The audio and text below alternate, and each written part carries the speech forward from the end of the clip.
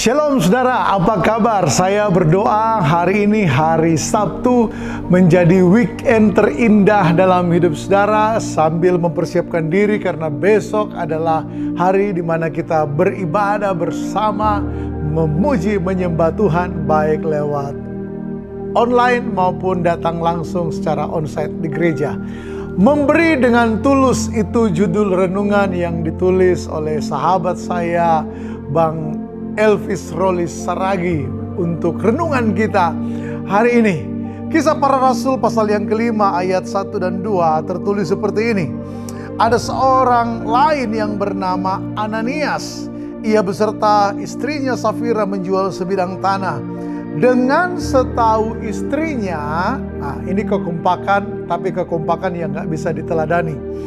Ia menahan sebagian dari hasil penjualan itu, dan sebagian lain dibawa dan diletakkannya di depan kaki rasul-rasul. Jadi saudara, rupanya pada waktu itu jemaat mula-mula hidup dalam kesatuan hati yang luar biasa, dipimpin oleh pelayanan para rasul. Mereka ada yang menjual tanah lalu hasilnya diserahkan untuk pekerjaan Tuhan pada waktu itu. Dan banyak orang memberi. Salah satu contoh yang sangat terkenal adalah Yusuf yang dikenal dengan nama Barnabas. Tetapi kali ini kisah yang diangkat oleh penulis adalah Ananias dan Safira. Bapak Ibu sudah pasti pernah membaca kisah ini, bahwa bagaimana apa yang terjadi dengan mereka berdua ketika Petrus berkata, "Mengapa kalian membohongi Tuhan?" Tiba-tiba Ananias terkapar dan meregang nyawa. Begitu pula dengan istrinya Safira. Nah, sekejam itukah Tuhan? Bukankah Allah itu penuh kasih? Tetapi ternyata bahwa begini, terhadap ketulusan Tuhan sangat serius. Sekali lagi, terhadap ketulusan Tuhan sangat serius. Mengapa? Karena di sekitar para rasul ada orang-orang yang hidup tulus. Apa yang mereka jual, mereka persembahkan dengan sepenuh hati. Lalu ketika ditanya apakah ini hasil seluruhnya, mereka menjawab dengan jujur, "Ya, ini hasil seluruhnya." Tetapi Ananias dan Safira tidak berdosa karena menahan sebagian. Tidak, bukan itu dosanya. Dosanya adalah begini, mereka menahan sebagian, tetapi waktu ditanya ngakunya mempersembahkan semua. Jadi artinya apa? Mereka tidak menganggap penting ketulusan dalam memberi. Bagi mereka diakui memberi sepenuh hati, dipuji karena memberi semua dari hasil penjualan, jauh lebih penting daripada sebuah ketulusan. Dan di titik itu, dalam pengurapan yang kudus, dalam keseriusan Allah terhadap kebenaran, akhirnya mereka mati karena rela untuk bertahan dalam ketidaktulusan, dalam dusta, dalam kebohongan, lebih mengejar pengakuan manusia daripada memberitahukan yang sebenarnya, lebih mengejar piala pemberian manusia, puja-puji palsu dari manusia terhadap hidup mereka, daripada mengakui dengan jujur apa yang sebenarnya terjadi. Nah, saudara, hari-hari ini mari kita belajar bahwa hidup kita saat ini sebagai anak Tuhan, tidak ada seorang pun yang menyaksikan tayangan ini yang tidak pernah memberi. Amin, saudara. Setiap kita pasti pernah memberi. Katakan haleluya.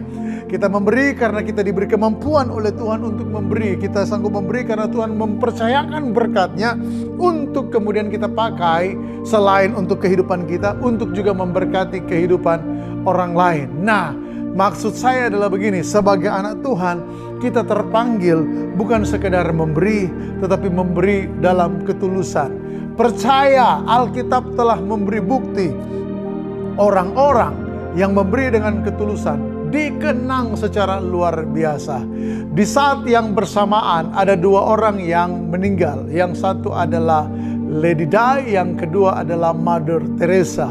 Tapi tahukah saudara bahwa begini, keduanya dikenang dengan cara yang berbeda.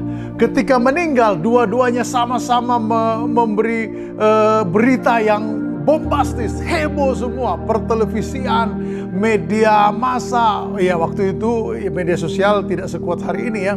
Itu memberitakan kematian dua orang yang hebat ini. Tetapi saudara, satu dikenang sangat lama, bahkan sampai hari ini. Ya, siapa dia? Mother Teresa.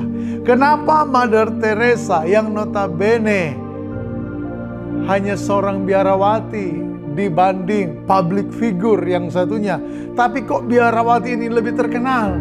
Karena begini, orang tidak dapat melupakan ketulusan hidup Mother Teresa yang melayani di Kalkuta, India. Bagaimana apa yang dapat dia beri kepada orang-orang kusta yang ada di sekitar dia. Dia terpanggil untuk mereka, tidak mengharapkan penghargaan, walaupun kemudian dia menerima Nobel dari dunia internasional sebagai pengakuan atas jasanya. Tetapi ketika Mother Teresa melayani, dia terpanggil karena ketulusan hatinya. Orang yang tulus pasti dikenang. Pemberian yang tulus pasti diingat sepanjang masa. Mari kita memberi dengan tulus, karena itulah kehendak Tuhan. Immanuel.